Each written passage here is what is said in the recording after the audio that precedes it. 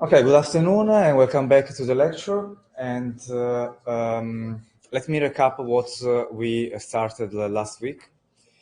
We started formalizing what are the sources of bias in the typical ML AI cycle. May I ask kindly if someone of you can close the door in order not to disturb my colleagues? Thanks a lot.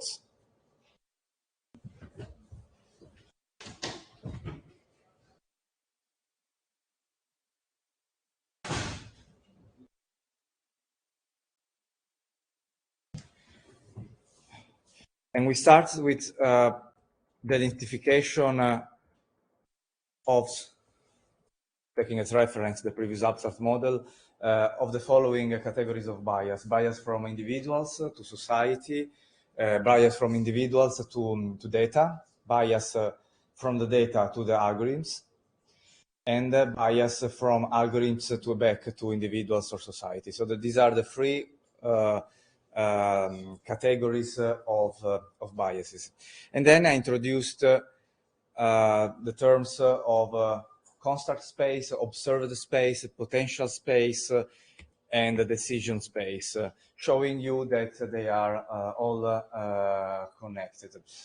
I will now move forward using a formalization that will be used throughout the course.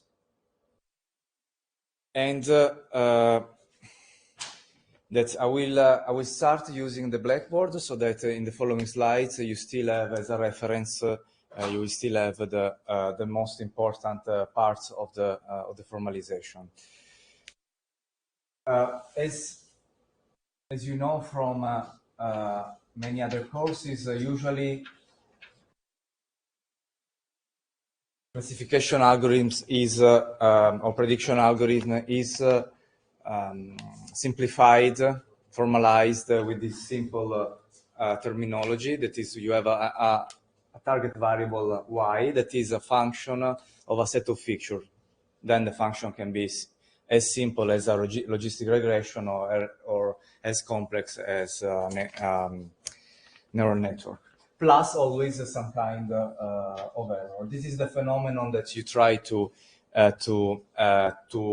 study and to approximate. This is what is called the construct space.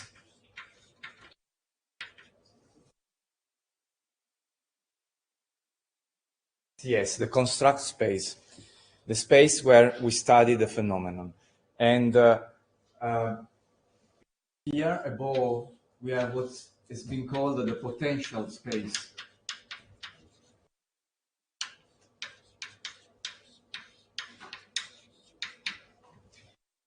And from the potential space to the construct space, we will see that the historical bias will occur. So structural inequalities in society that makes potential capabilities of individuals less effective because of a variety of economical, societal, etc., cultural explanations that we somehow summarized in the past lecture. Then we have, when we collect data, we have something like this, because we, as it was repeated several times, the measurement process can introduce some error, or you might have a proxy of someone that you want to measure, and not a direct measure. So we introduce the term x with this hat, x with this hat, that is generally the data collection function. You want to measure something, and well, of course, there may be also here an error, or this is always the data, the measures, the data that you get is always a function of the real measure. Sometimes it's impossible to measure the real construct, and so we use a proxy. And we use means some kind of ideal function of the real variable x, and we get x with a hat. And the same is with the target variable, that is a function h of the real target variable. Then we could or not remind that there is always an error. And this is what is called the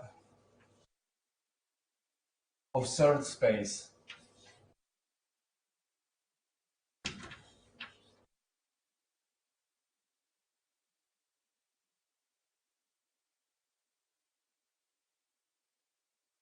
As going from the potential space to the custom space, we might have some introduction of some kind of bias, in particular historical bias. Here, we usually have the so-called measurement bias from the construct to the actual observations. I want to measure happiness. Happiness is really hard to be quantified, and I get something that I can observe, but here I have some distance from the real construct.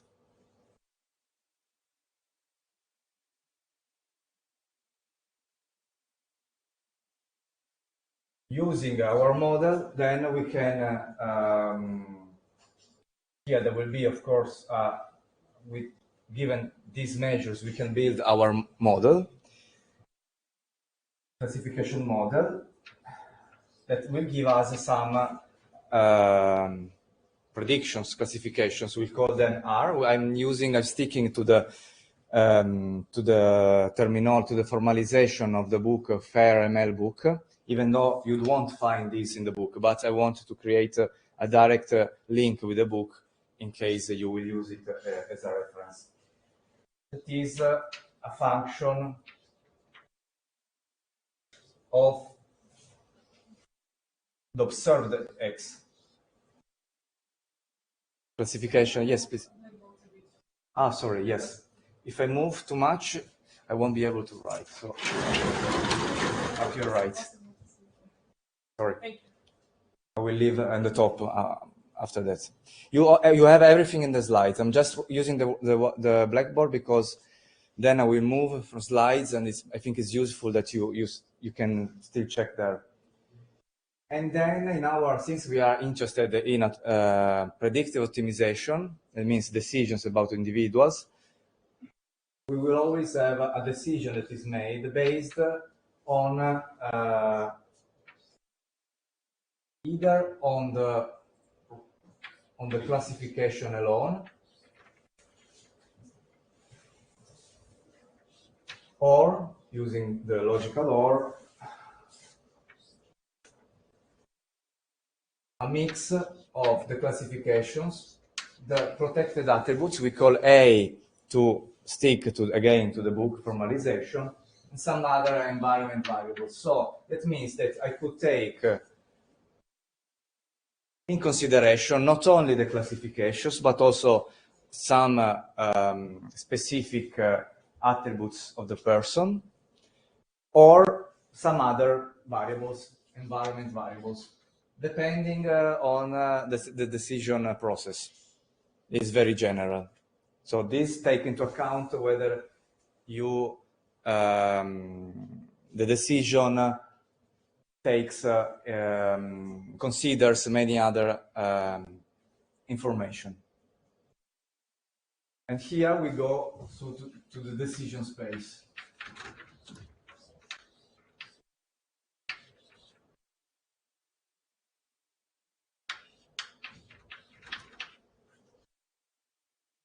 Yes.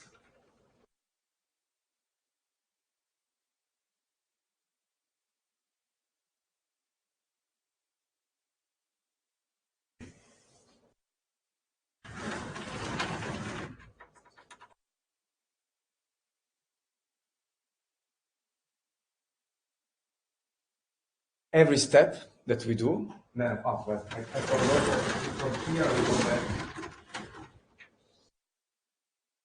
to here, or to here, depending on the case.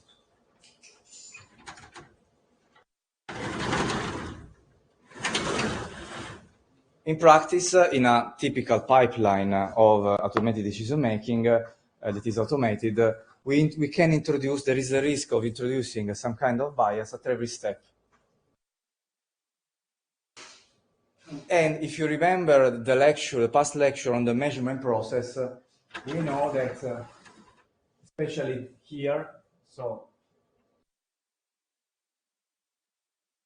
when we go from the constant space to the observed space, we have a lot of subjective decisions that can insert limitations, errors, biases. So here in this measurement process, we have all the inner steps that we have seen last time.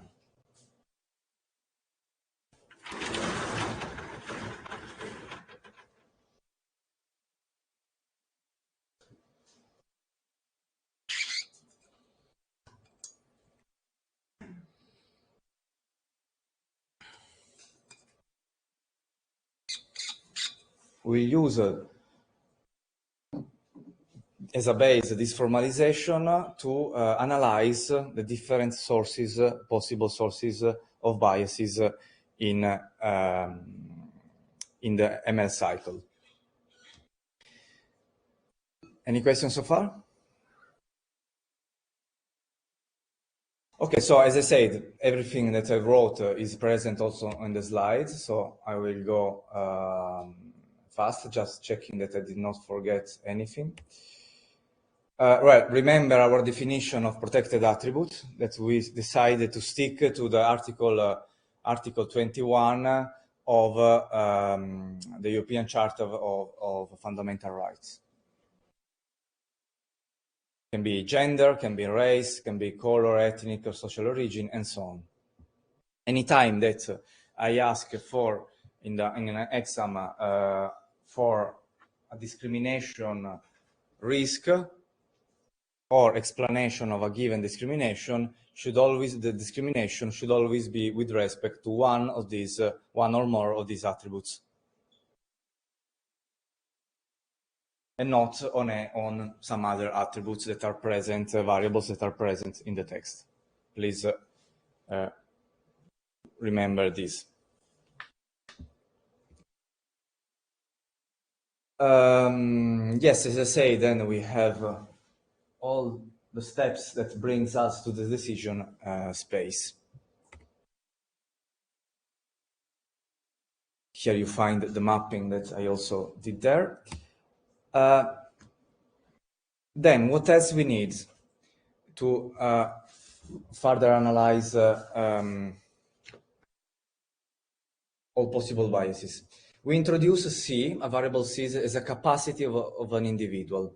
Can be an economic resource, can be a property, can be also some personal talent, skills, whatever, a capacity that you have. You can see it also as a resource, a human resource that you have, or a practical resource that you own. And that is taken into account for a prediction goal.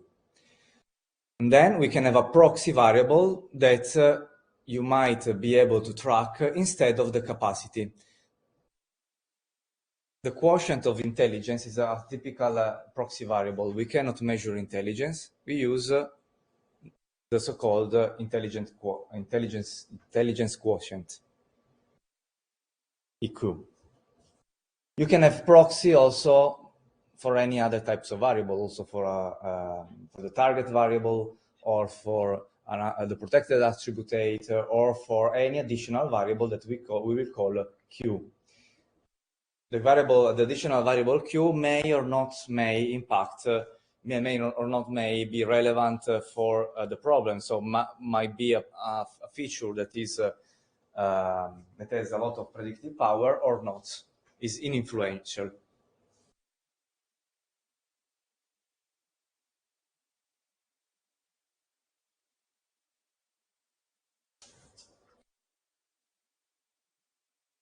Let me check if I can write somewhere else here, just to remember.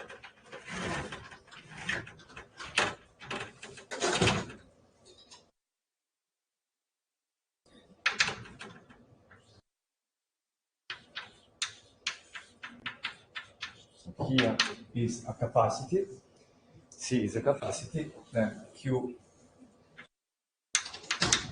is any additional variable,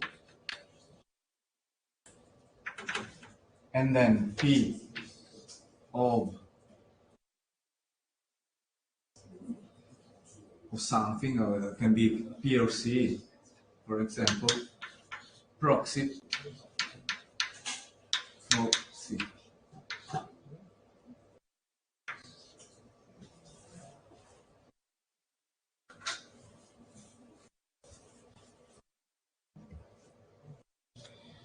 We use as a graphical notation where each attribute is represented as a circle. It's gray if it is used, is employed in the model F, or white otherwise, whether it's not used, but it is correlated, connected to a certain other variable. So if there is a dependence, a correlation between let's say a proxy of a capacity, and of course its capacity, and a protected attribute, then we will write in this way.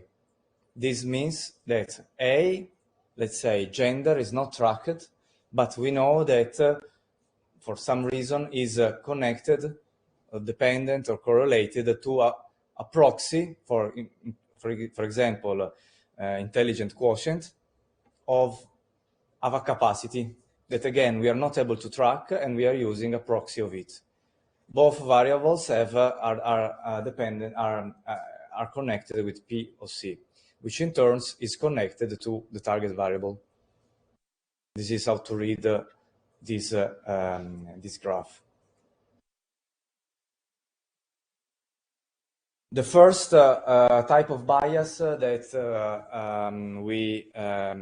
we mention are the historical bias, that are biases that are introduced from the potential space to the construct space. That are all the inequalities, disproportions that already exist in the world that have somehow have an impact on, can have an impact on a certain phenomenon. For instance, we know that 95% of Fortune 500 CEO are men, or the large majority of managers, chief CEO, are men. And this is something that impacts the capability of a woman to be in the top positions of a company. And if you are trying to predict the probability that a person will be a CEO within 5 years, let's say, we should take into account this fact. This is a well-known fact that we also covered in our overview of the most prominent and most relevant inequalities.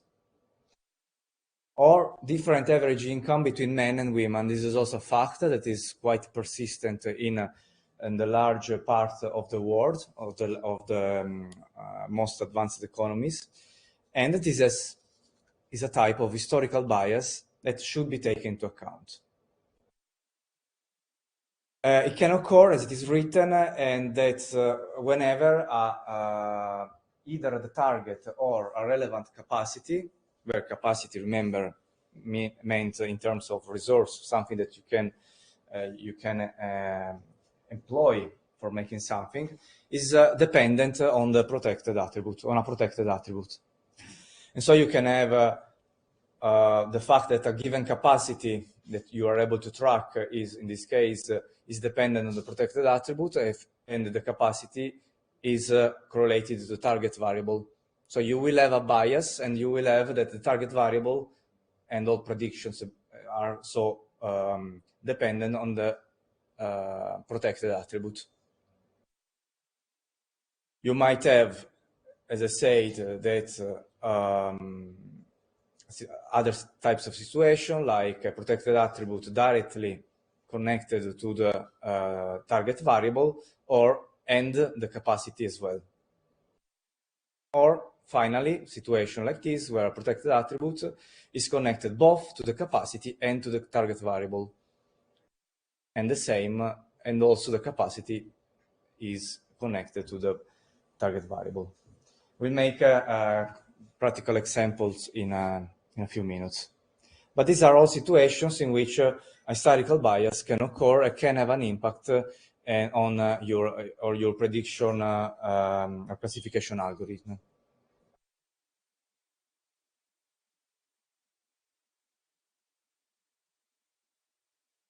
Moving one step forward to the construct space, from the construct space to the observer space, so when we collect data, we have a bias that is very, very similar to the historical bias, and it is the measurement bias.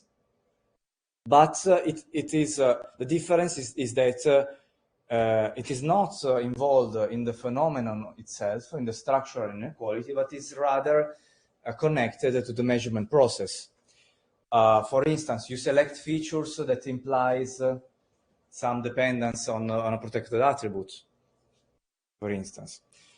And all the types of subjective choices that we have identified in the lecture on the measurement process. In all these steps, you might inject some measurement bias. It occurs also when you have a quality of data that might vary across specific groups. And let me make some examples, and then I will go back to the formalization. For instance, reporting violent street crimes occurring on the streets, on the roads, is usually much more accurate as an information than minor crimes or financial crimes. And we know that the first types of crimes, street crimes, are also connected to socioeconomic conditions related to poverty. Or traffic data that might be more precise, more detailed in urban areas rather than in rural areas. Or the former mentioned the intelligence quotient that is often correlated to socioeconomic status. So that the opportunities that you had as a child, as a boy, in going to the best schools, for instance, of the city or the nations. And it might not well represent intelligence, as we have said earlier. So these are all examples of measurement bias. This bias that can occur when you apply a given measurement process. From the theory point of view, it can occur in one of these situations. When you are using a proxy of some capacity that is relevant for the prediction at end, and the proxy itself is relevant, is dependent on some sensitive characteristic. So you are using a proxy for a given capacity relevant to the target, and the proxy is connected to the protected attribute. Or you cannot access well your prediction, the construct of your prediction. You use a proxy, which is, however, directly connected to a protected attribute. And this is another situation. And here you have represented other possible situations where you have a proxy of a protected attribute that is directly connected to the target variable. And then discrimination can occur because you're using a proxy of a protected attribute. If you're using zip code, this is a well-common proxy for socioeconomic status. Many times. We have seen the map of Torino, the map of, it was just an example of different of incomes in different administrative units. So if for some reason you're using the code of the circoscrizione or the administrative unit, you know that is correlated with socioeconomic status. directly with a protected attribute or with a proxy of a protected attribute. So combinations are more than these that are represented, but these are exemplar possibilities that show you when measurement bias can occur.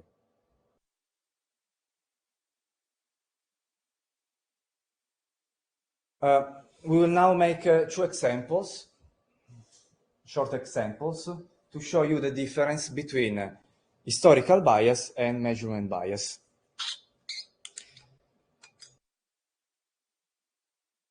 I make this short focus because these are the two most common biases occurring in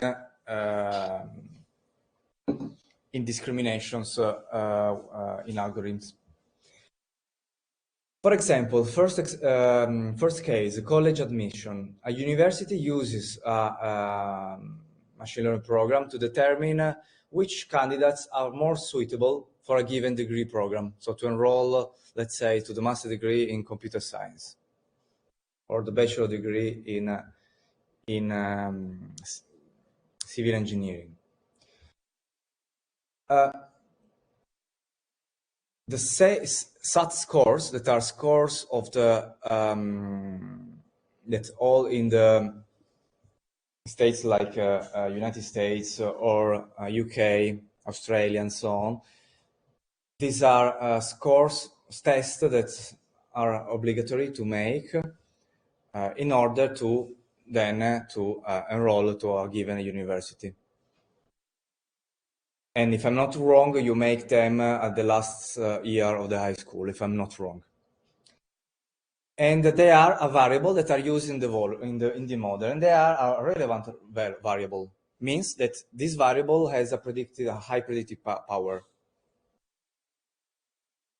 We can analyze the sources of biases with two hypotheses. The first hypothesis is that we assume the SAT scores as a good representation of the skills and the competencies of a student.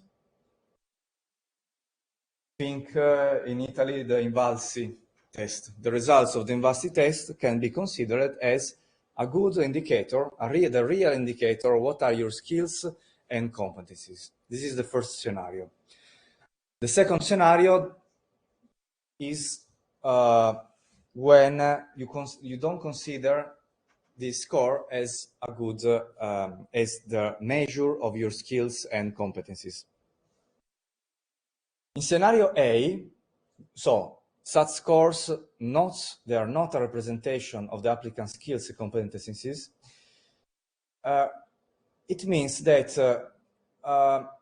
such scores are a good representation, the real representation of your skills and competencies.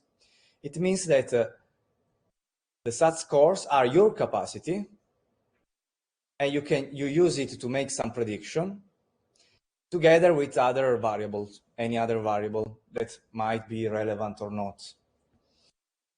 So the target variable is a function of the competencies, the skills given measured by the SAT score, and some other variable. If you have a discrimination, then the discrimination occurs because the capacity, so the SAT score, is directly connected to the protected attribute. So if there is a discrimination, it occurs mostly because of that. Given that other variables are proven to be not independent from the protected attribute.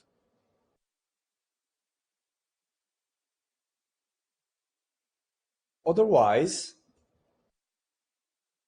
you have a different situation in which the SAT scores, they are a proxy, as you can see here, of a given competence. They are not so the competence. Competence is the construct. The skills are the construct. And you are using a proxy for them. And so this proxy then is the one that is relevant for the prediction together with some other variables. In this case, you have that when you have a discrimination, you have it not because of an historical bias, but because of a measurement bias, because it occurs on the proxy. The relation is with the proxy, not with the competence.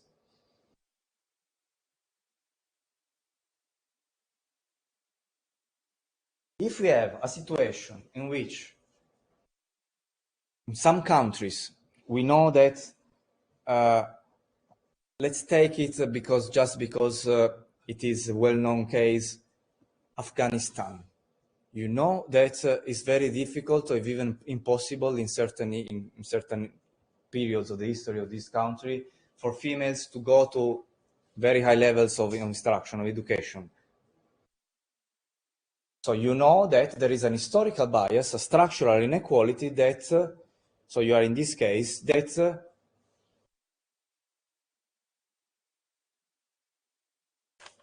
from the potential space to the construct space that forbids, that do not enable female to go to the highest level of educations. So you will have, as a consequence, then a data set that is highly imbalanced. In any case, the discrimination, the explanation of the discrimination is in the historical bias.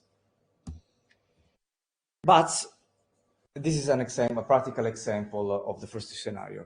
Another example for the second scenario is when imagine you have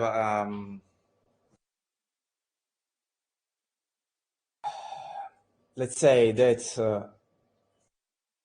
you have a situation in which the measure that you have chosen, let's change for a while the context, number of works worked. Okay, we know that because of maternity, because of maternity leave, because of obligations care, usually women work a slightly less amount of time on average, of course, on average. This is if you use that measure to as a measure of experience. So you are using a proxy for experience. But this proxy, the amount of time worked, the number of hours worked, might be highly correlated to gender because of the reasons just said.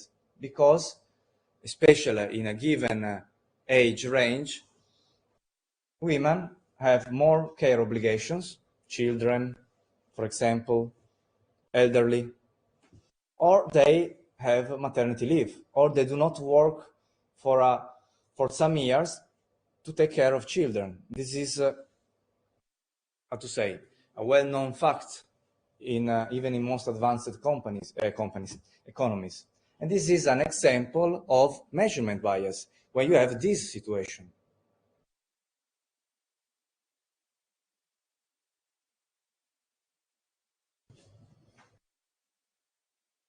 Questions? I hope that it is clear now. If not, we have a second example, well, a third one. A second slide, loan applications. A bank uses a machine learning model to determine credit worthiness. What is your reliability when you ask some money, to borrow some money? That determines whether a loan should be approved or not. In the past, this work was done this decision was done mostly by a human person that was trying to understand the person in front of him, her, trying to get information on him, her, via third parties, and to get a qualitative, let's say, idea of his creditworthiness. Today, this process is mostly automated in banks, so the decisions to give you a loan or not, in many times, is given by a set of criteria. In the most in the banks that are most technological advanced, you might have some predictive optimization. In other banks, you might have just a set of criteria, requirements that are flagged, and then a simple decision model that decides whether you can get the loan or not. Practical example in Italy: if you don't have a unlimited time contract, work contract, most of the times you cannot get a mortgage. So you cannot borrow money to buy a house. This is an example of criteria that is then used in their decision model. It's a well-known criteria. The decision model is a black box, but this criteria is quite well-known, unfortunately.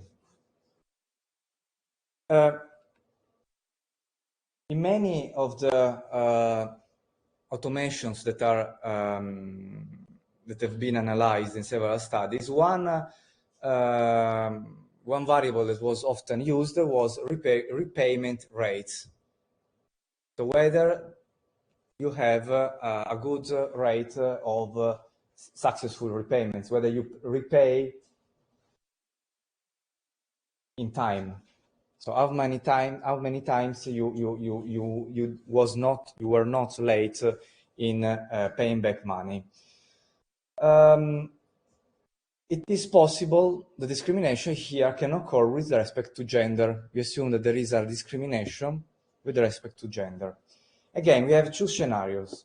The one that is when you get an historical bias on Y, where Y is what you want to predict, the credit worthiness. So you have some structural reason, some structural inequality for which women cannot repay on time. Or you can have a measurement bias on Y if you assume that, and you can explain also that repayment rates is not a good measure of credit worthiness, is a proxy for credit worthiness, but it does not represent well the construct. The construct is the credit worthiness. Okay, so if you assume that repayment rates is the variable that correctly measure the credit worthiness, that means constant space and observed space are basically the same, because you are really measuring credit worthiness. Then the bias is given, the discrimination is explained by a structural discrimination. For example, the income disparities between men and women. We commented for quite a good amount of time the gender gap last time. So this is a well-known inequalities. And if you assume that the repayment rate is the measure of, is the measure of credit worthiness, then when a discrimination occurs, it's because of the gender gap. Because your income is lower as a woman, and so you might find probably more difficulties in paying back your debt. So we can have the target variable is a function of some capacity, some other variable, and a protected attribute.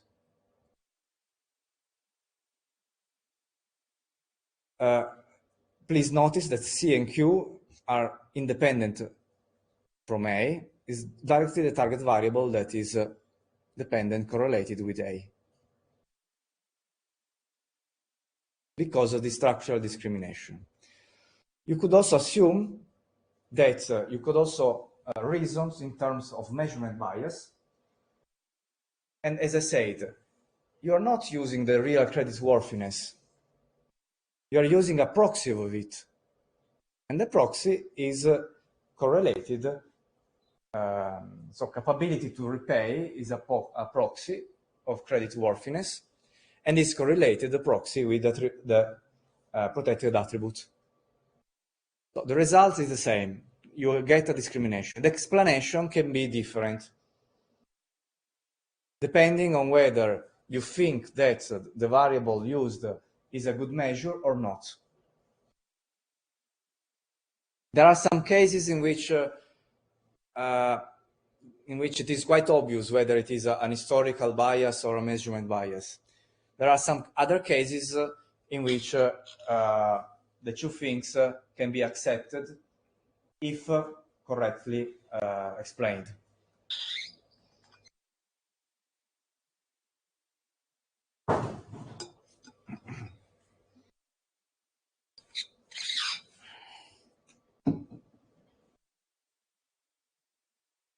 Okay, we now move on with the different types of bias. The following biases are biases that are important, that occur less frequently than the previous ones. Representation bias, where data are not representative of the actual population, is very close to measurement bias. And so when it occurs when you have a sampling method that does not reach well all the population. You know that the usage of the smartphone is very different between young people and old people on average. So if you use any measure related to the usage of smartphone, you might get a different, a very different representation of your population. Or usage of social networks. If you want to predict something with data from social networks, you might not have at all data from a portion of the population. Or you might have also representation bias when you have changes in the population that are not detected. The representation bias explains alone is sufficient to create a discrimination. So you might have because of the mentioned mechanism, you might have that the target variable is directly connected to a protected attribute, or via a certain capacity or some other variable in turn connected to a protected attribute. This is how you represent it. You don't have, of course, to learn by heart the graphical notations. The graphical notations are proposed in order to help your study and the differences between the different biases. I already made some examples. I'm going to read the followings. Training with images taken from specific geographic locations. Quite obvious that if I use images only from people from East Asia, the algorithm won't work well with African faces. Also, this is quite was observed in many algorithms that the behavior of the people totally changed during the pandemic. Most recommendation advertising recommendation algorithms didn't work during the pandemic because well, our habits were completely disrupted, and so prediction models were not working well. You might have also the case in which your data does not contain a very, very important variable that is really relevant for the prediction, that really explains the prediction. And so you might have a situation in which a certain capacity, for example, is not tracked at all, but it has some effect on the target variable. And this was the last type of bias from data to algorithm. Then, before the break, let's see quickly the last types of bias that are the ones from the decision space to the potential space. Or, I omitted it, you might also have an arrow here that goes to the construct space. So when you apply, or either directly the classification or the prediction of your algorithm, or you apply it indirectly, take into account other variables. Okay, the first is deployment bias.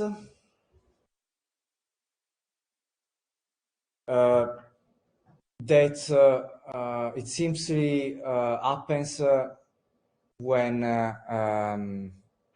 so for example, when you use your algorithm in a way that changes dramatically the behavior of people.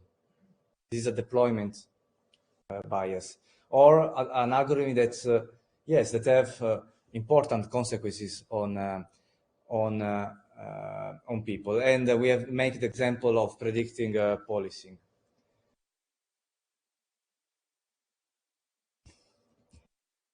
Then we have three types of sub-bias that are called algorithmic bias. They can be aggregation or learning bias and evaluation bias.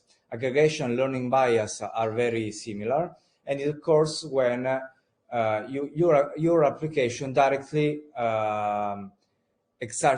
directly have a direct disparate impact on a protected attribute. And here you find the definitions. When aggregation bias, when subgroups are so different that you should have used different models. For example, you cannot use the same model for skin cancer prediction on a population of white skin and on a population of black skin. The model should be different because the skins are very different. Very similarly, you have learning biases when you have some design choices of your algorithm that do not fit well specific subgroups. Examples, well, I already told you about the predictive skin cancer algorithms or any other clinical tools that should be tailored to different subgroups of populations. Slangs in social network, you know that are used by specific groups of people. So you should train a model or fine-tuning a model with specific sublanguages or slangs. And finally, an example on review rates that when you review a restaurant or a product bought, if you see the previous reviews, you might be somehow impacted. So you should treat the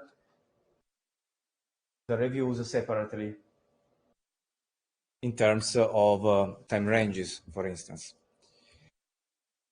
Or, okay, I think that evaluation bias is something that you already seen in technical courses on neural networks or machine learning. When you train your model, you evaluate it, you test it, and then you use in a totally different context. And this is, of course, a bias that you introduce because it might not work and might impact directly with the decisions the persons. And this was last type of bias. Yes, model trained with purchases record on American supermarkets and then evaluated with data from African supermarkets are an examples. These are the most operational biases. Biases are many more. We take into consideration only these few biases, and especially the first two that I described you, historical and measurement bias. By doing some exercises, you should be able to recognize them, I think, quite easily. And just for your own curiosity, the recent standard of the NIST is the national U.S. National Organization for Technical Standardization, and recently released a standard for identifying and managing biases in artificial intelligence. It listed a lot of bias computational statistical biases, human biases. I mentioned a machine bias, when you trust the decision of a machine more than the decision of a man, of a person, just because it comes from a machine. And then systemic bias, including historical bias that we have already commented. We now make a 15 minutes break, and we will resume the lecture with the first statistical formalizations of algorithmic fairness.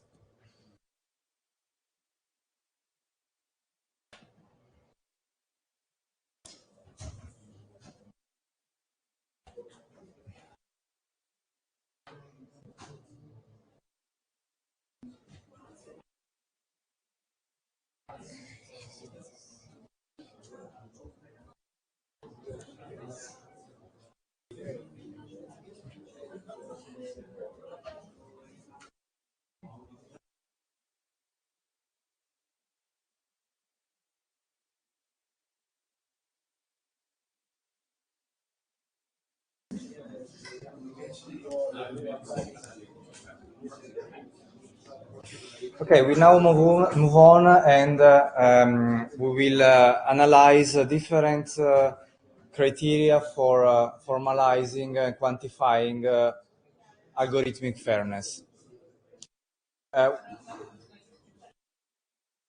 To be fair means to have an impact that is the same on different people, on different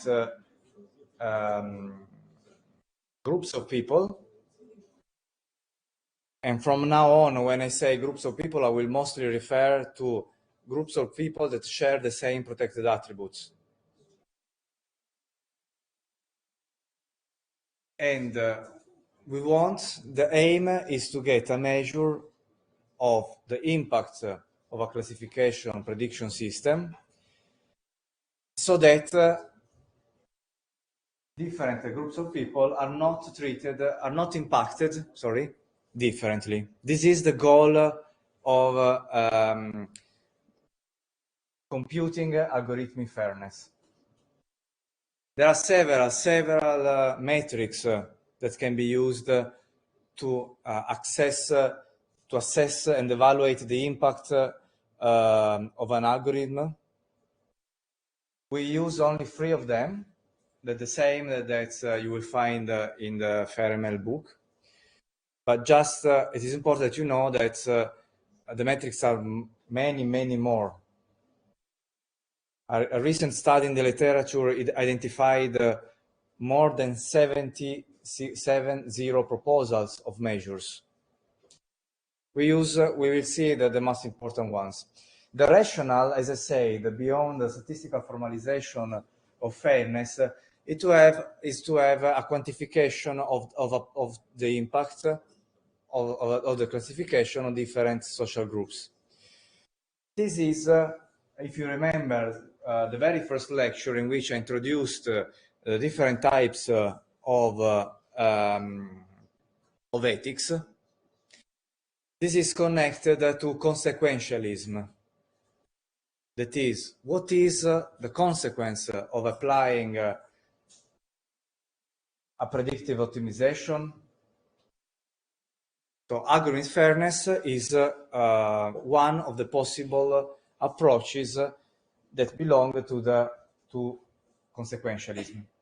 We will see 2 other examples, one for each of the 2 other types of ethics that we have defined, that is virtue ethics and deontologism. But now let's focus only on consequentialism and on the computation of algorithmic fairness. One of the very first desired characteristics of an algorithm, in order to be fair, is that it classifies given social groups in the same way. For example, an algorithm that should select curricula should give, we might want that the algorithm classifies as a good curricula in the same way males and females, for instance, or the probability of predicting a good curriculum should be the same for whites, for black, etc., for any ethnic group. So given a protected attribute, we might want to require that an algorithm has the same probability of giving either an opportunity in the case of assigning an opportunity in the case of job application, or giving a penalty. A risk score is a potential penalty. And this first criteria is called independence.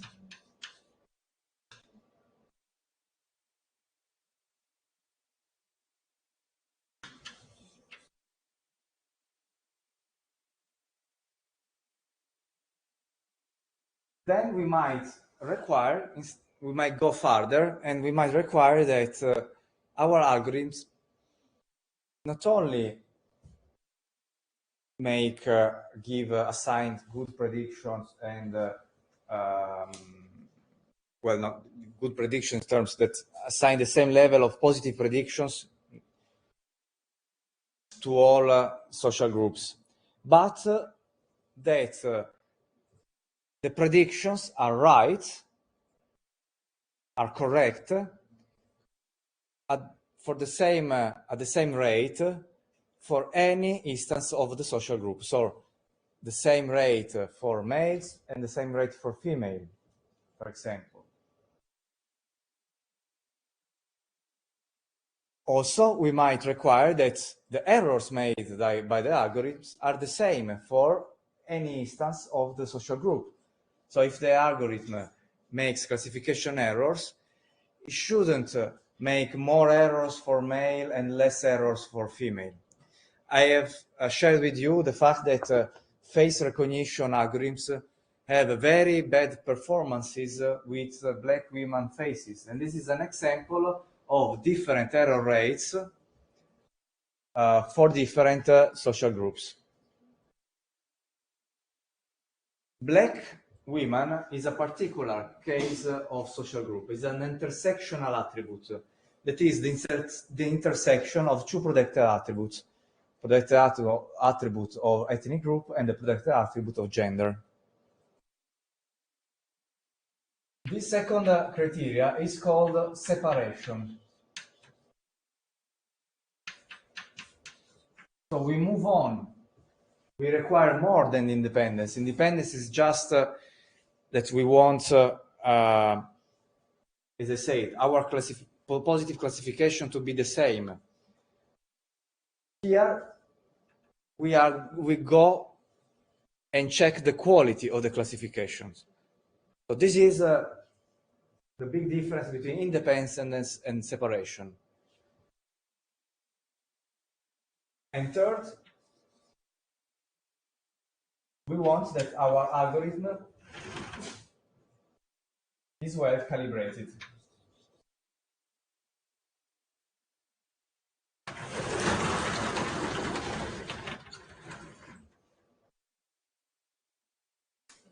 That I think is a concept that you already seen in other courses. Means that for a given level of the classification, so if the classification is positive, we expect a higher presence of actually positive instances than in the group of negative classifications. But we will now analyze together the exact statistical formalizations. The only criteria that we will take into account are these three.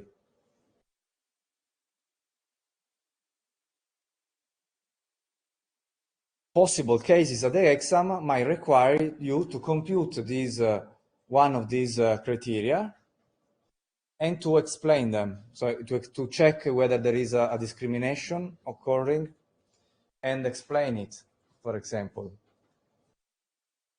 Or to choose one algorithm or the other one with respect to a given criteria of fairness of your choice. So you choose a criteria, you explain why you choose it, and then you say, okay, algorithm 1 is preferable instead of algorithm 2.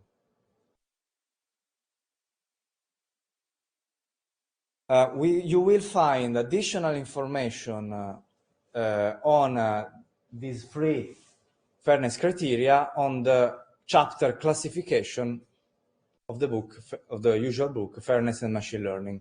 And each of the criteria is fully explained.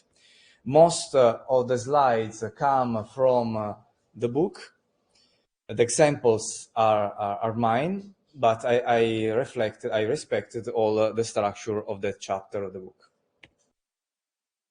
We have already met this formalization that is the same for the previous part of the sources of bias, so I will go fast here. And well, we already also repeated what are the protected attributes. Let me go. Okay. You will know, you know well from other courses that you can compute several measures of performances of your classifier.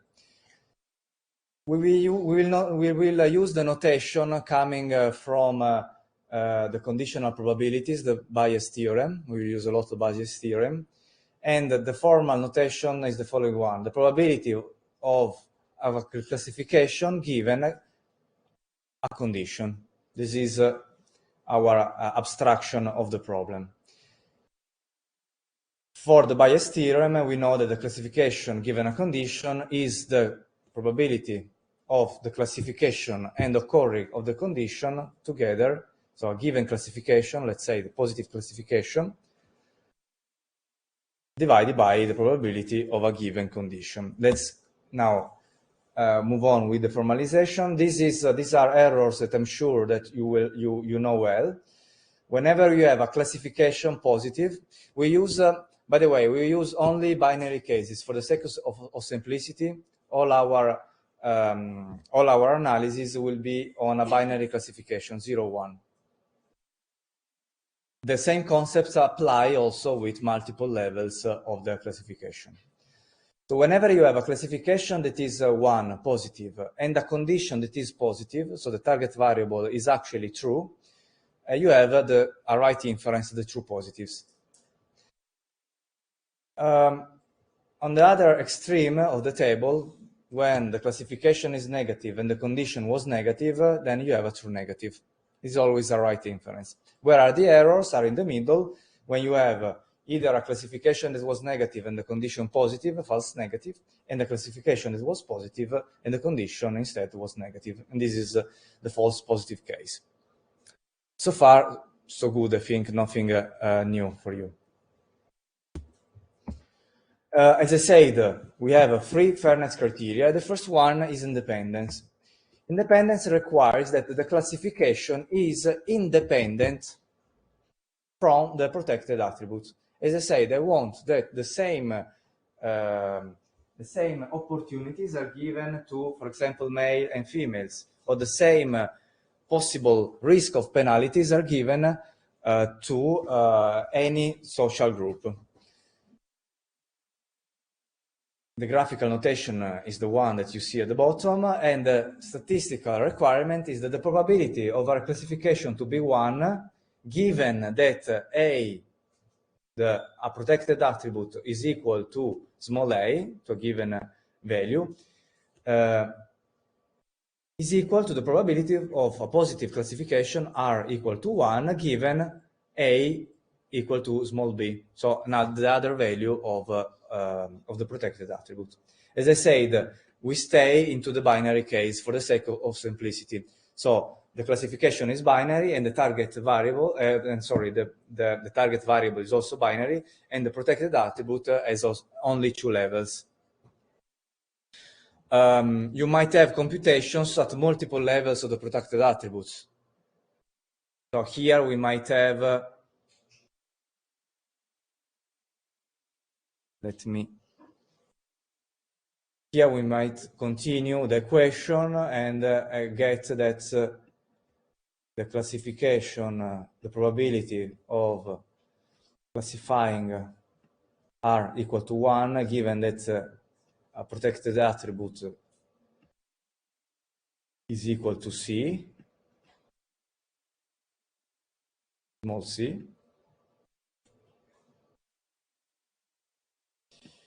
and so on for every level of A.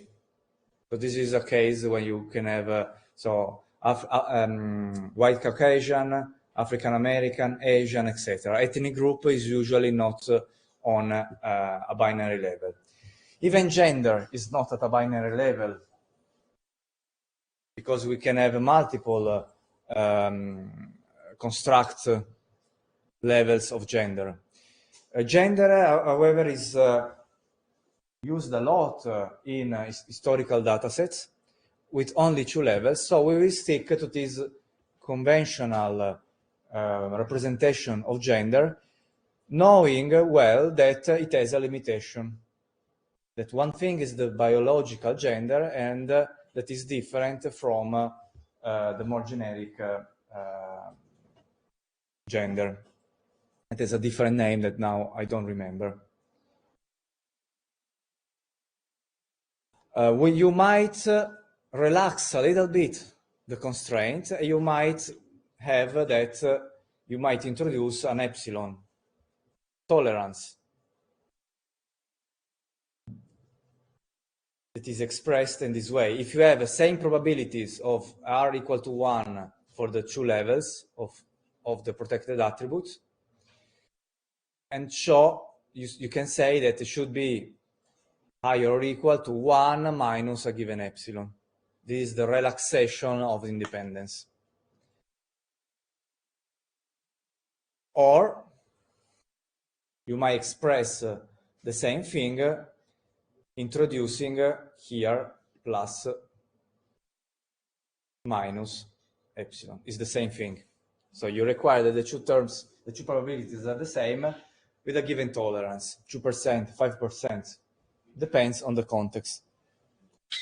Depends on the decision maker, or on the legal obligation.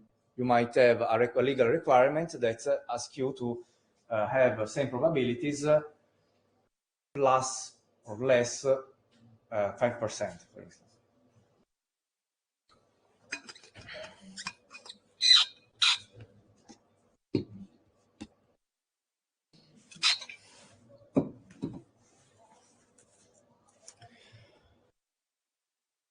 Here an example of independence not respected. I want to make step by step the computation so that you know well how they should be made, and you feel confident with the tables that you might get at the exam. Here an example of independence. Let's assume that we have the following situation. And this example will be an example of independence not respected. We have our cases, that is our binary levels of gender, female and male. We have 2 cases, classification equal to 1. Yes, you can say, okay. Or classification equal to 0 for females and for males.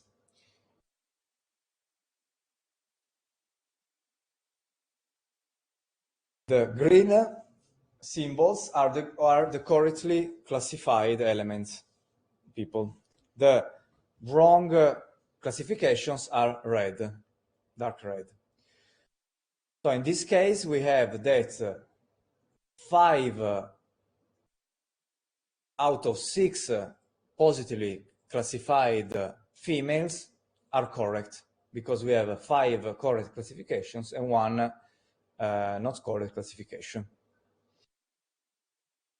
Vice versa, when we have 4 instances, 1, 2, 3, 4, of female classified negatively, so not predicted as suitable for a job application, for example, 2 of them were correct and 2 of them were wrong. similar applies to men. And then we assume, and then we can build from these graphical elements the confusion matrix. That is, the number of female or women classified with R equal to 1 is 6. 1, 2, 3, 4, 5, 6. The number of female classified negatively is 4, and male is 7, 3.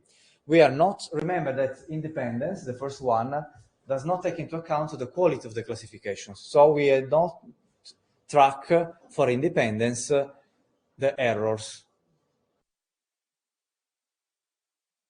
And this is, of course, this is a limitation of independence. But it is quite also largely used criteria. It's the very first criteria that you can put in place for requiring a fair algorithm, classified with a positive instance in the same way all the social groups. So, what is the probability? Independence requires that the probability of classifying positively females be the same of that of males. We compute the probability of R equal to 1 given that A is equal to F as the joint probability of R equal to 1 and A equal to F, 6, here, 6 over 20, and only the probability of A equal to F. There are 10 female in the whole database. So we are using the bias theorem. 20 and 20 goes away, and 6 divided by 10 is 0.60. Are these steps, computation steps, clear?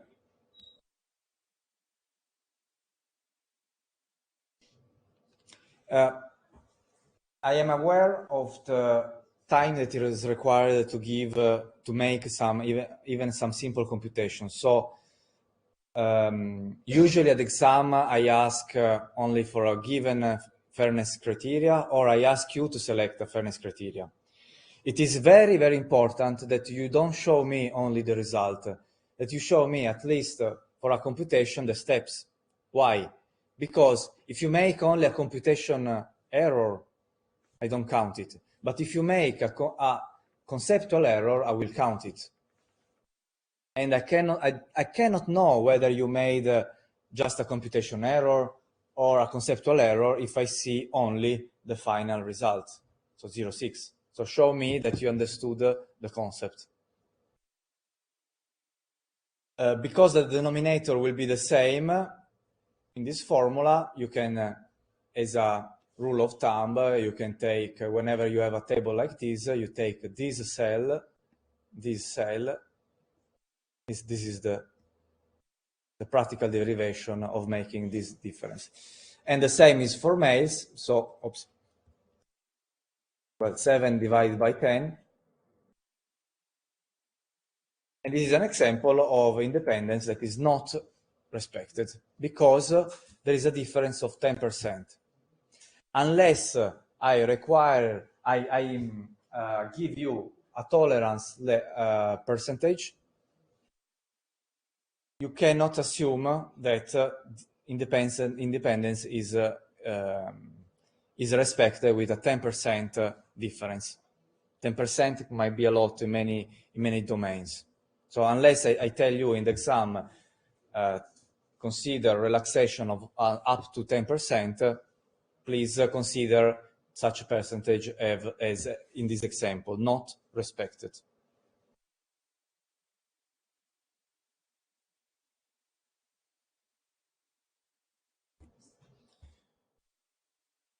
Quite straightforward. An example of independence respected is the following one. You have 6 classifications for female and 6 classifications for men. It's quite simple. So 6 divided by 10, 60%. 6 divided by 10 is 60%. This is respected.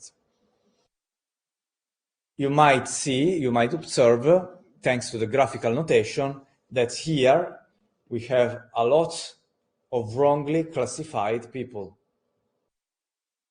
But independence does not take into account the quality of the classification. Sorry if I repeat it, but this is something that often I see as an error in the exams. Here there are much less.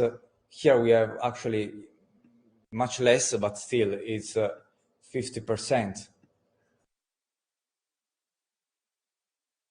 Here is even more. Is 5/6, might be around the 90%. So I might ask you, take independence, select which algorithm is preferable, and you will choose, of course, the one with that is with lowest difference in terms of independence. And then I might ask you which limitation you still observe in the algorithm that you selected as most preferable. One of the possible limitations could be this one, that even though if algorithm, let's say 1, has the lowest difference between of probability of R equal 1 for female and males, but still expose very high error rates. This is a common limitation that you might find even when you select an algorithm as preferable. And here you find a computation that should be quite straightforward.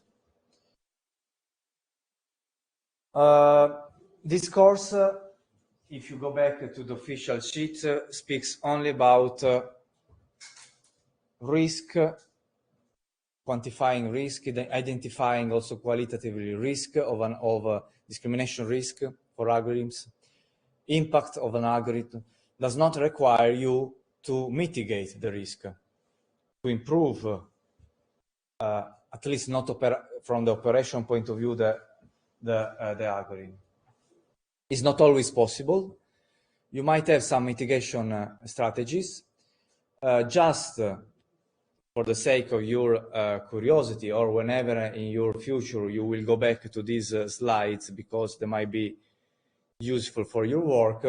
You might achieve independence at any level. It's very simple as a criteria. So you might achieve independence at preprocessing. You change the feature space. You optimize it, let's say, with respect to the correlation with sensitive attributes, with protected attributes. You might go also at training time, so requiring going directly into the optimization process, the optimization function, or post-processing. You adjust directly the outcomes, the classifications, putting a further threshold, for instance. It is not the goal of this course, but just mention, as the book does, possible ways of achieving independence. As I told you, it's very simple. This is an advantage, can be applied at every stage of the process, but it forgets the quality of the classifications. That means ignores the possible correlation between Y and A. This is the meaning also of another way of expressing that the quality of the classification with respect to the levels of the protected attribute is not taken into account. If we want to take care of the quality of the predictions or classifications, we need to take into account separation or any other similar criteria. Separation requires that given a certain level of the target attributes, the classification is independent on the protected attributes.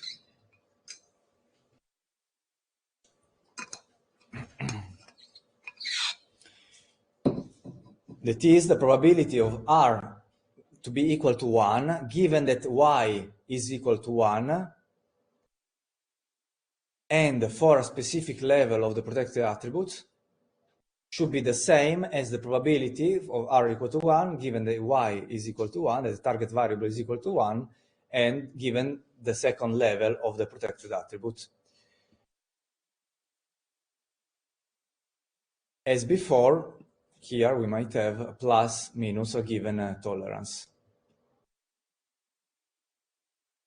2%, 3%. The separation criteria has two requirements. This was the first one. The second one is that the probability of r equal to 1, given that the target variable is equal to 0, should be the same for both levels of the protected attribute. Again, plus or minus a tolerance level. If you look carefully to this statistical formalization, you will notice that this is the true positive rate.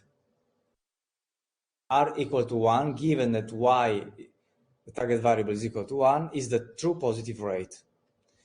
R equal to 1, given that y was equal to 0, this is the false positive rate.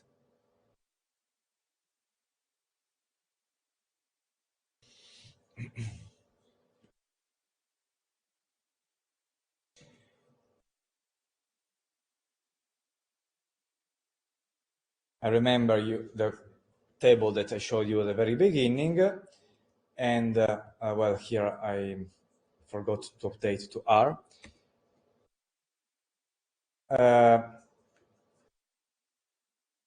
So these are the true positives, and as I say, these are the false positives. This requires that you correctly predict the positive instances at the same rate, less or more, to male and females, and that you make errors in terms of false positives at the same rate. They both need to be respected, otherwise you don't achieve separation. We know that we have we have other types of errors, the false negatives. Please do not place into your computation false negatives when computing separation. This is an error. Separation requires only true positive, equalization of true positive, and false positives. Unfortunately, in past exams, I saw computations based on false negatives. This is wrong. Could be reasonable if I ask you further limitation, once you computed separation, which further limitation you still observe? Then you could compute the false negatives and say, okay, there is a high rate of false negatives as a further limitation, but not as a requirement of separation.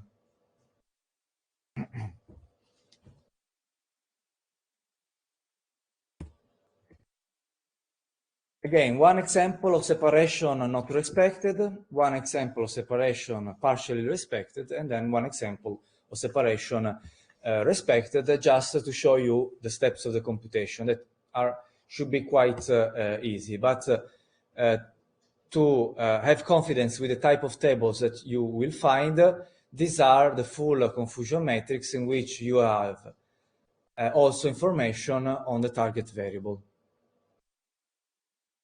The graphical notation is the same, but this time we take track also of the levels of the positive instances, so of the positive instances correctly classified, positive instances not correctly classified, and so on.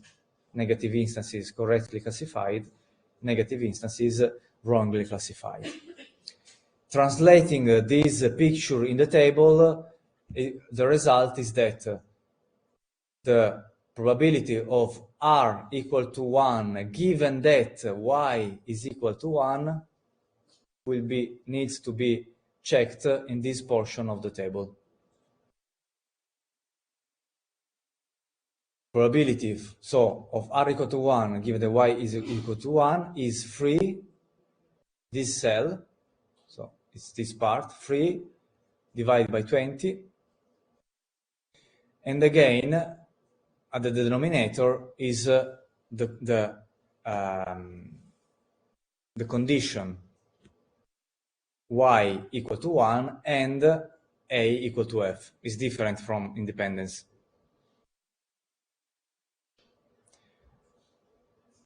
And this is 5. Because y is the total number of y equal to 1. So these ones plus these ones. Here y was equal to 1, here is y equal to 1. In the table is located here. Be aware that this is the standard shape of the table. You might get the reverse, where r is on the top and y is on the bottom, and if you choose to compute separation, you need to perform some translation. This is 60%, 3 divided by 5, and for males, instead, is 33%, is 1 over 3. So this first requirement of separation is not respected.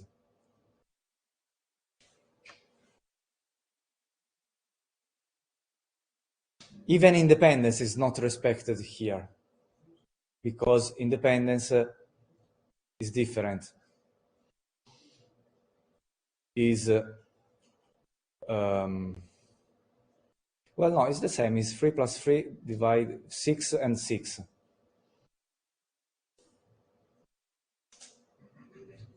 I'm wrong. It's the same.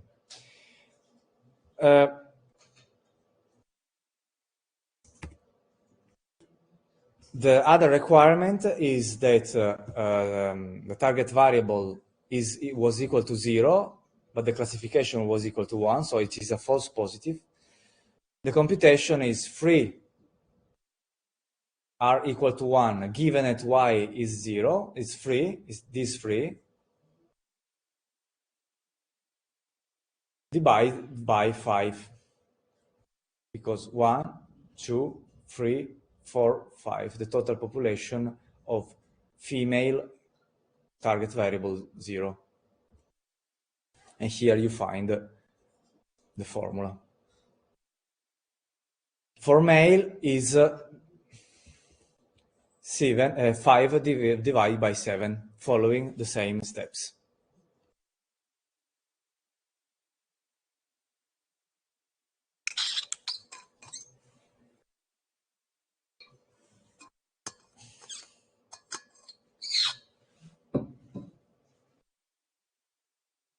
Separation partly respected when in such a case, when we have, in this case, we have 2 females correctly classified over the total number of actually positive instances, so 50%, and the same is for male, is 1 divided by 2.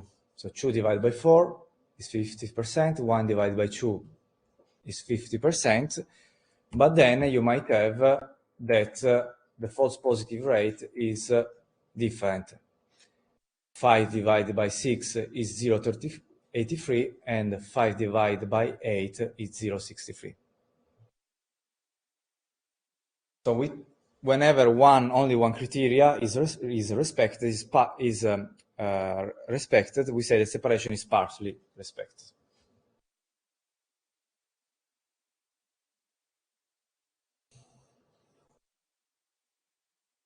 Whenever you will get the solutions of the exams, I will not repeat again all these steps of computations.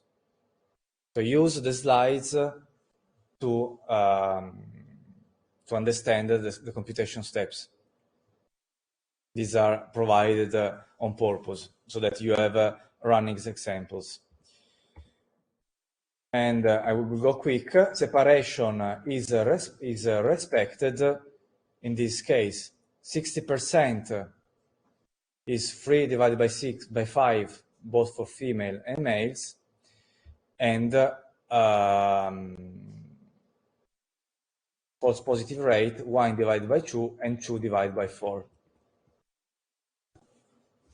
It is important that you also know how to build a table such that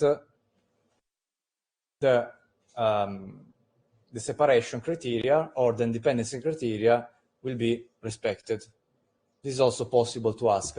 How should you change the table so that the criteria is respected? Just to double check that you are fully aware of the meaning of the computations.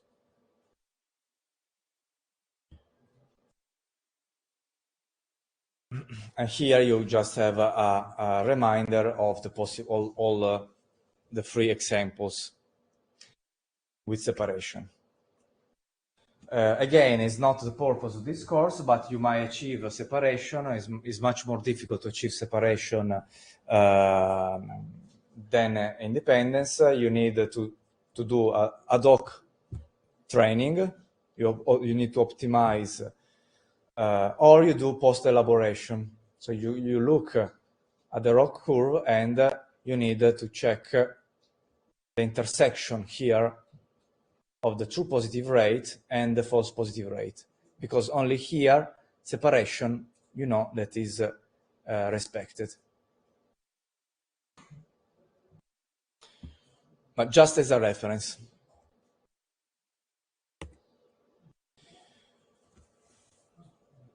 Of course, separation is much more strict. Requires also that you look at the quality of the predictions. Not all errors are taken into account. The false negative rate is not taken into account, and in certain applications, the false negative rate might be more important than the false positive rate. It depends on the context of application. So receiving an error as a false positive rate might be influent for certain classifications. As I said, it's much more difficult to achieve it. And the last criteria is sufficiency, that is equivalent to calibration. Sufficiency is the reverse of the separation. So we put as a event, so we switch target variable and classification. We switch Y and R. So the probability requires that the probability of Y equal to 1 given a certain level of the classification is the same for all the levels of the protected attribute.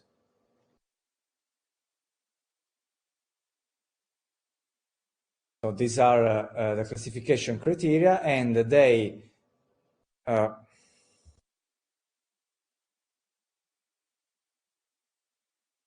whenever you have here R can be, let me more explicit with respect to the book formalization. R can be, in our simplified case, either 1 or 0. Is the two levels of the classifications. So you have two possible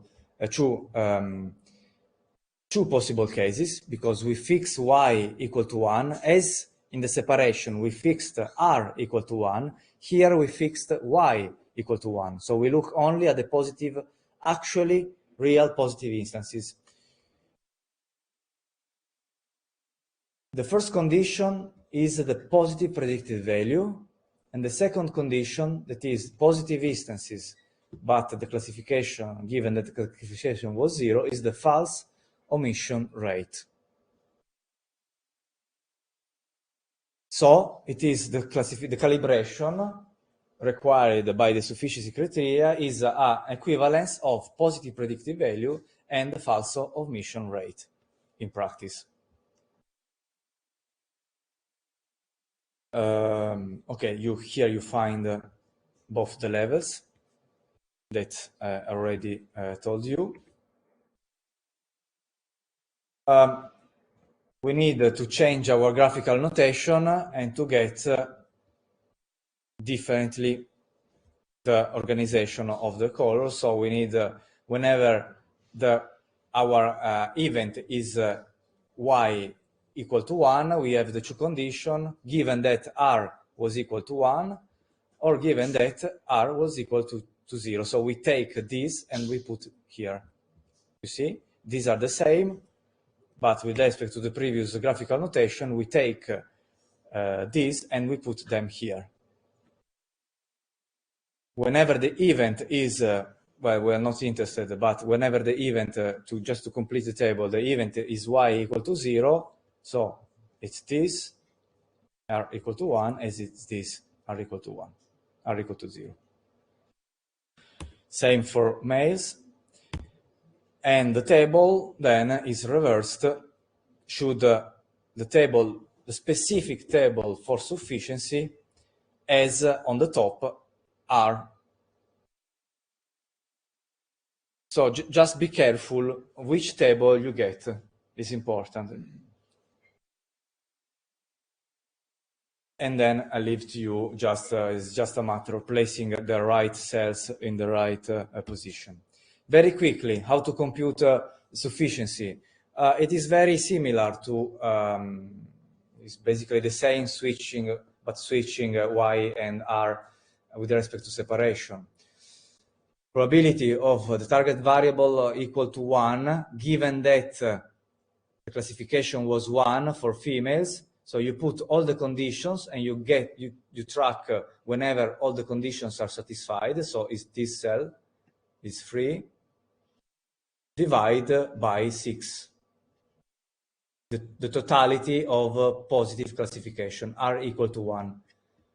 1, 2, 3, 4, 5, 6. 50%. The same for male. We have only one male that was classified 1 in the group of actually positive men. The total number is 6 of r equal to 1, because here we have a lot of errors here. So 1, and then 2, 3, 4, 5, and 6. And you get these 6.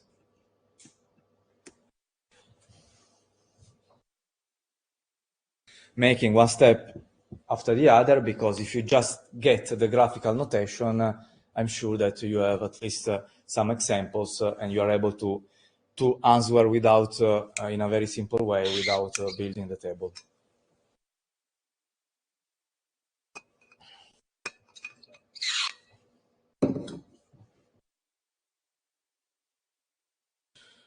Very similarly is when the classification is r equal to 0, so you switch the part, or you go to the second part of the table, and this is 2 divided by 4, so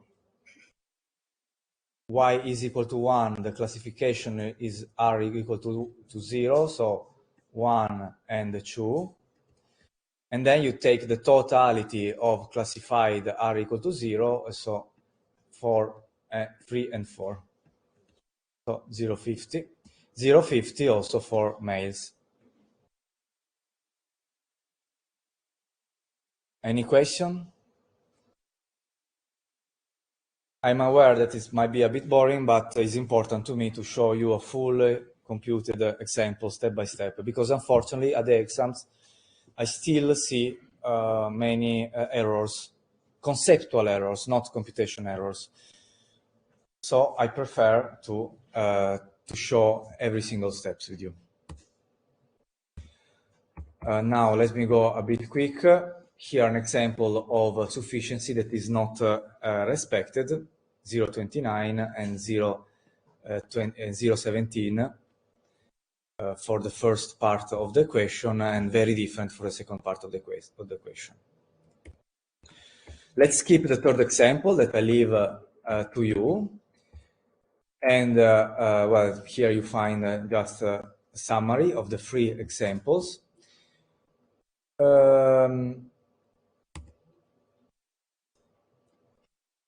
Well, here you find the explanation of the equivalence between sufficiency and calibration. I don't require you to explain why, just you need to know that if I say that a classifier is calibrated, means that sufficiency is respected. This is the takeaway of this slide. An example of very bad calibration is here. Race. So this algorithm is not well calibrated by ethnic group, or at least by race, considering only white and black, because here we have multiple levels of the classification from 1 to 10. So we don't have only the binary case. And here we have the rate of positive outcomes. So these are the white, the green line, and the black is quite different in this area. This is a calibration plot. So for every level of the classification, you compute the rate of positive outcomes. This is the sufficiency. And they should be the same. Ideally, they should be the dotted line should be the same. There is a portion of the calibration plot in which the lines diverge. Instead, the same dataset that is taken from the book, and it is even also openly available, is quite good calibrated by gender. And this is a plot of good calibration. So where the two lines are almost overlapping. We just have critical values are here and here.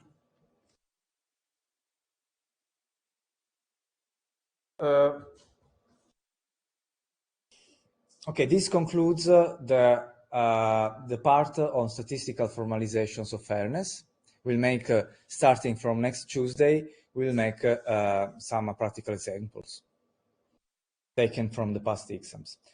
I will now show you how these three criteria perform on the compass case. Before I go ahead, I make a poll.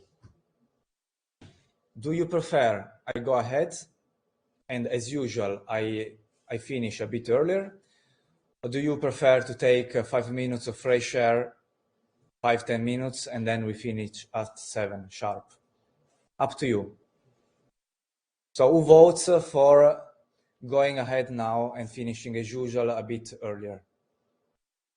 Okay, democracy works like this, and I will continue. Of course, as usual, I'm here for any question at the end of the lecture. But I won't stay here if nobody stays. This is okay. Give me the time to take the other presentation. Then I will then upload.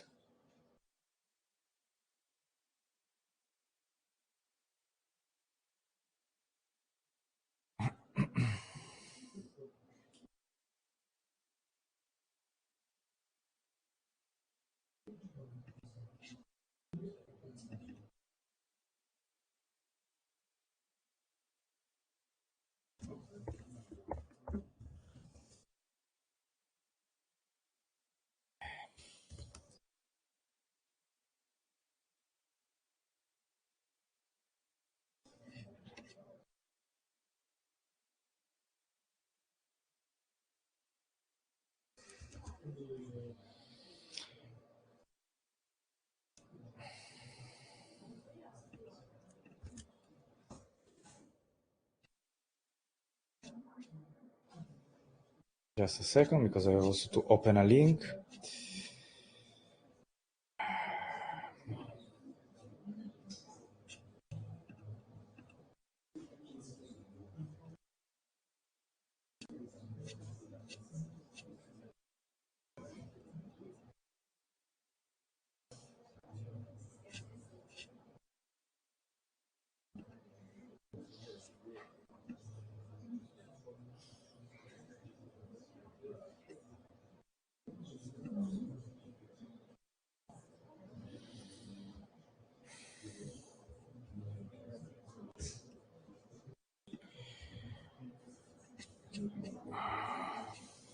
Let's start with a little game. You don't have to track the URL because it is in the slides. And I will upload the slides either after the lecture or tomorrow. You get an article of a few years ago that explains the problem of the compass case. And then that I will quickly review with you just to remind what was the compass case and to move a step forward toward the impact of compass according to the fairness criteria. I will not read the article. I will just guide you through the graphical representations that simplifies the problem. In this article by the MIT Technology Review, this is the website of MIT, they represented each individual as a dot. So each individual, each person is a dot. As you know, the risk score in Compass was from 1 to 10. So we could show the distribution of people who were classified according to the different risk score. And so you might get that there is a much more a higher frequency of people. Can you still hear me? Yes? Okay. You get a higher frequency of people with very low scores, you see.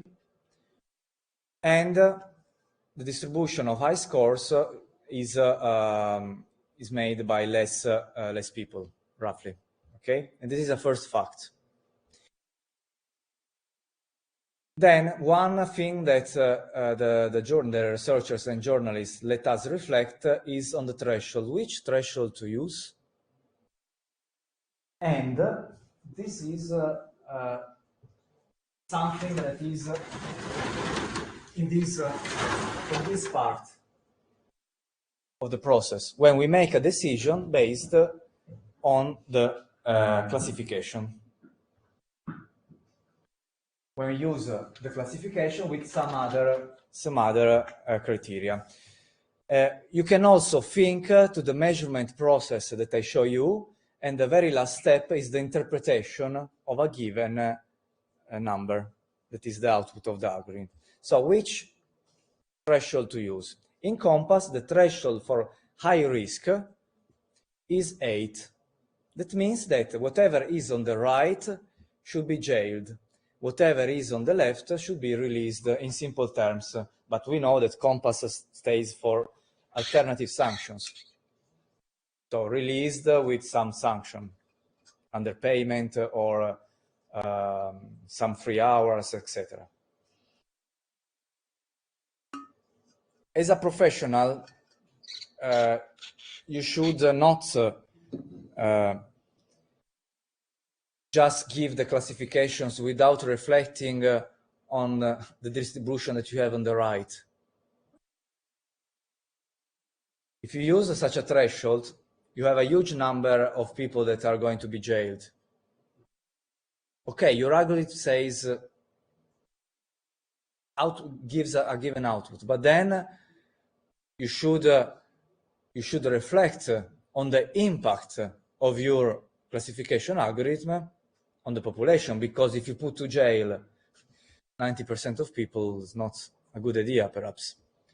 Or we might have a totally different population that is skewed towards the right, and then we should at least raise the warning that we are putting theoretically into prison, we leave into jail a lot of people. So this is the very first consideration to be made after analyzing the distributions of your Classification. Then the situation is a bit becomes a bit more complicated when you start to check the quality of your classification. The quality of your classification might be computed in simple terms in terms of accuracy. So you might track the people who are rearrested and the people who are not rearrested. If they are rearrested, they are the true positive, because it's the risk score is a recidivism risk score. If it's not rearrested, it's probably a false positive, mostly a false positive. So, if you want to achieve 100% accuracy, at least after the evaluation of your algorithm, you need to move back the thresholds. So if you have a requirement or you want to show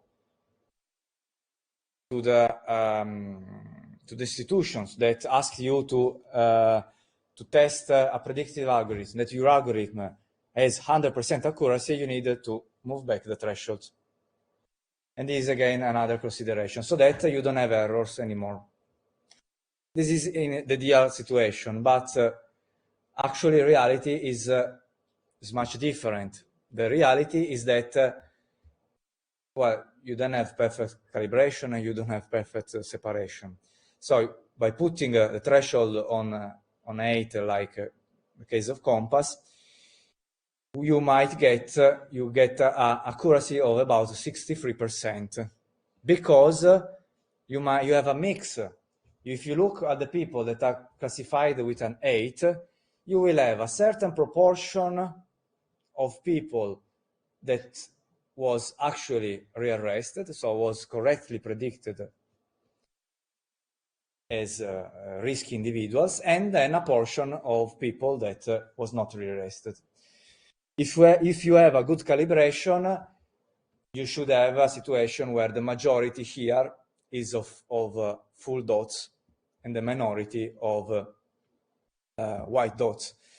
And the proportion of white dots should decrease when the risk score increases, because it's well calibrated. So in the last part, you have very few not rearrested. Well, things get more complicated, because if your requirement is that you need to optimize accuracy, then you need to find a different threshold.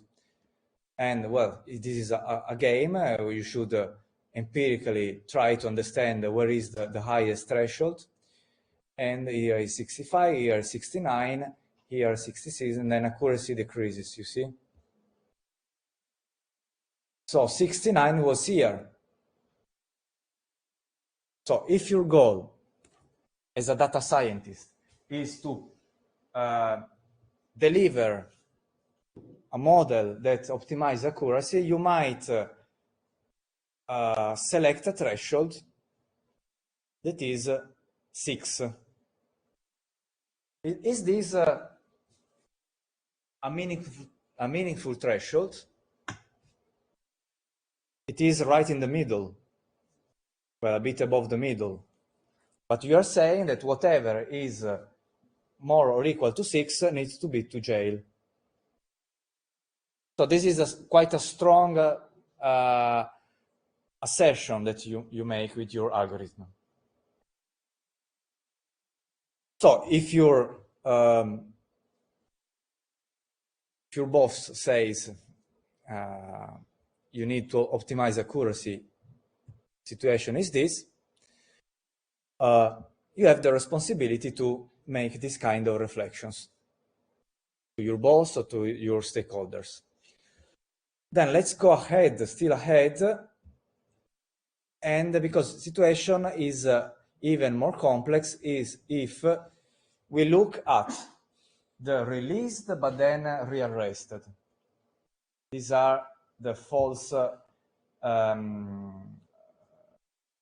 negatives. Or the needlessly jailed. These are the false positives. So the two types of errors. So looking at the same distribution, if we put the threshold that was used in Compass by equivalent, we have a percentage of 67% of false negative and 11% of false positive. What do you prefer? Difficult to say. We might say, well, 67 is too much, it's an error. And so we need to decrease this percentage. Or you might say, no, I want to optimize this. I want to pursue a criteria of caution. So I don't want to put in jail people who is innocent. So I prefer to have a higher rate of false negative. The important thing is that this percentage is as low as possible. If this is the situation, then you have to find the lowest possible percentage. This is 0, but it's not meaningful. But the lowest false positive rate is here. So you move forward the threshold of risk. If instead you don't want criminals in society, you say, no, this is too dangerous. We cannot run the risk of having people who have a very high probability of making a crime. So I want to optimize this percentage. So we go back to our dilemma that was said earlier. So you should be, well, here not, but you should be even here, if this is an optimization goal. Or you may say, I want a balanced situation. And the balanced situation is the one where the percentages are as close as possible. And this is the right level, 35 and 34%. Wonderful. Well, but is it correct? Is it responsible to release an algorithm with such error rates, 35 and 34? This is also a concern to be raised. Situations get even more complicated than when you put inside the problem the protected attribute. In this case, attention was made on white and black defendants, and you will have two types of distributions. The distribution for white defendants, the yellow one, and the distribution for black defendants. And if we use the same threshold as Compass, we have this situation. 81% of false negative for white, 60% for black. In the sample that was retrieved for making this case. We know that the percentages are a bit different, but in this TOEIC sample, these are the same data, these are the percentages. False negative are quite low, and there is a difference of 9%. Could be okay or could be not, depending on the requirements. So what we could do? We could apply different thresholds in order, for instance, to get a better level, equal level. Here, this is a good level where we have 65 and 60. I think is the best one. Let me check. Yes. So this is the best we can achieve in terms of false negative. And I think, let me check if this is the best we can achieve in terms of false positive. So here's 5. This is better, only 3% of difference and lower levels of false positive.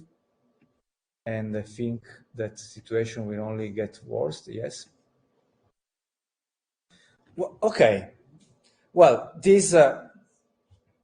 level, the absolute value of the errors is very, very bad, but we know, let's hypothesize that this is okay for the institution that will use the algorithm. And this is a quite good percentage of false positive, very similar, black and white. Okay, perfect. We finally found the solution. No, it's illegal to make different thresholds in case of classifications with this kind of goal, the kind of goal of predicting such a social outcome. You cannot, by law. This is justice is a protected field in terms of sensitive attributes. You cannot do direct discrimination. That means you cannot apply different thresholds to different groups. It's illegal. And so then you can, I think there is, yes, and then you need to use a unique threshold for both, and then trying to find what you can achieve best. This is a quite good difference in terms of false positive, but the false negative are really huge. You cannot actually trust negative classification at all with such percentages. Even worse if I put the threshold here. And here we can have better performances in terms of false negative, but very high performances in terms of false positives. This is a conundrum. And this was the conundrum at the base of the debate, the legal debate. Well, no, this was not legal debate, but the debate between ProPublica, who made the journalistic investigation, and Equivant, the company who released the software. Because the company said, hey, we calibrated perfectly the software. ProPublica said separation was not respected. And this is one of the open challenges in the field of fairness in machine learning and in artificial intelligence, because whenever you choose a fairness criteria and you optimize for that fairness criteria, you won't achieve any other fairness criteria, only a subset of the others. So if you want to optimize for independence, you will not respect separation. If you want to have a very good calibration, you will end up, and this is mathematically proved, not respecting either independence or separation of both of them.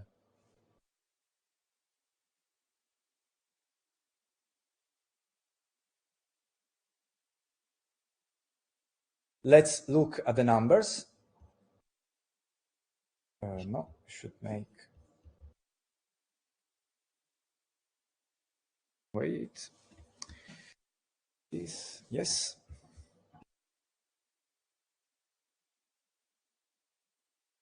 Okay, in the slides you find another game that you can play at home, just if you want to get some simulation on dynamic simulation on the same problem.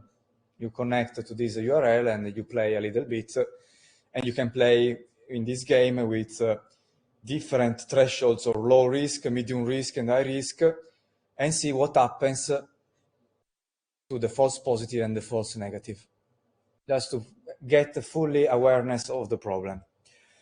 Well, we know the problem. Just to recall some specific cases. So discrimination for Black people. And this is what we just did. Independence in Compass was not satisfied.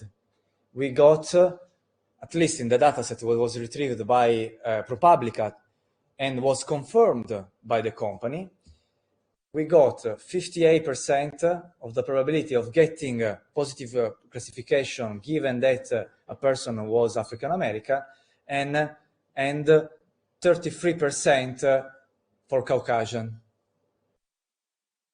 Some is not 100% because the whole computations include also the other ethnic groups, but they are much less present in the database. separation was not satisfied because the true positive rate for Caucasian was 50%, while for African American was 72%. False positive rate for Caucasian was instead 22%, and much, much more for African American.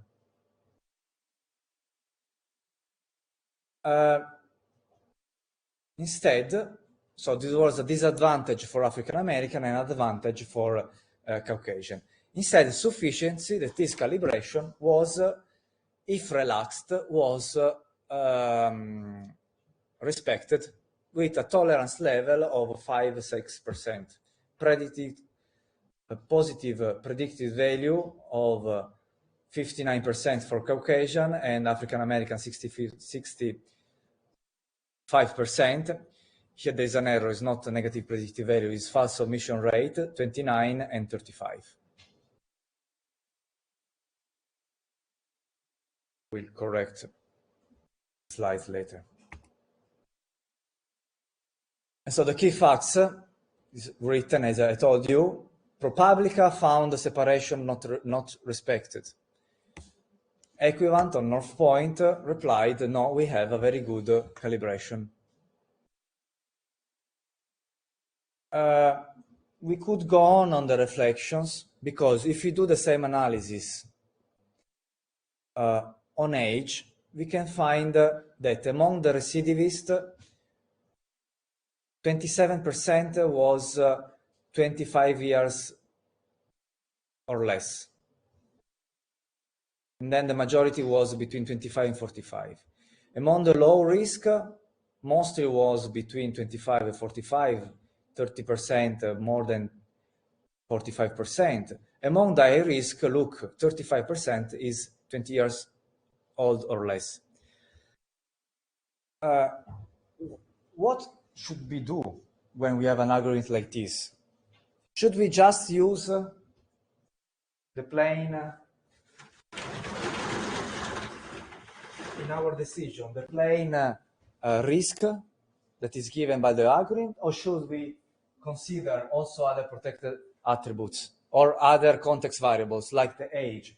Because if you put in prison a person at that age, well, his or her life is ruined. And of course, he needs to go to prison if he made a crime, but he or she shouldn't stay in prison while there is a pending judgment because an algorithm decided that his or her risk score is high. So there are a lot of reflections to be made once you have you get your classifications and predictions. So my final goal, well, of course, is that you pass in an excellent way the exam, but is that in your career, then you will start to reflect on the impact of your classification. You will start to check your classifications, predictions, by different subsets of protected attributes. And these are some examples that I put here for this goal, but also for the sake of the exams, because I might ask you, given these percentages, please reflect on some social and ethical issues related to such predictions.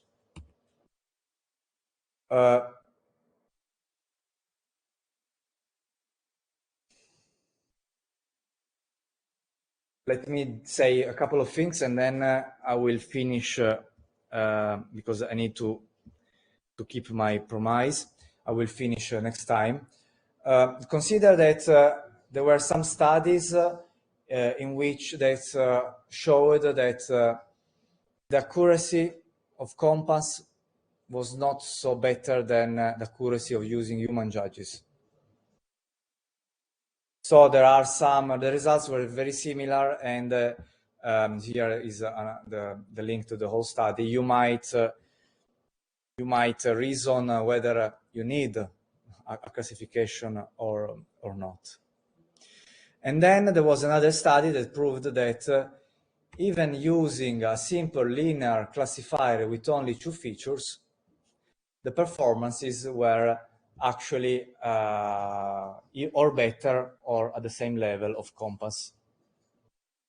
Do you really need to use all the possible data from people? We will see next time which type of data was used in Compass, and we will comment it. So we will open criminal records and we will make a few considerations. Have a nice evening, and if there are any questions, just come here.